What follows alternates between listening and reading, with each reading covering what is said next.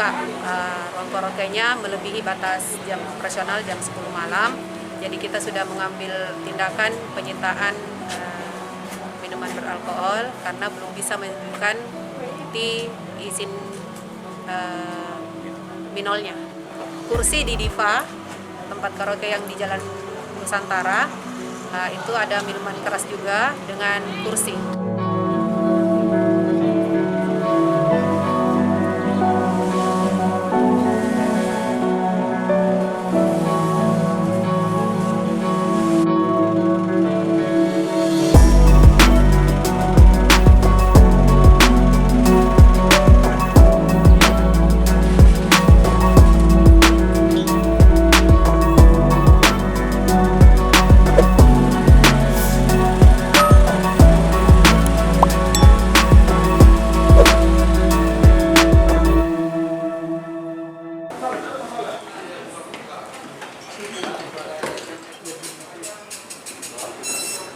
Siapa Bu melihat ada room karaoke yang masih buka?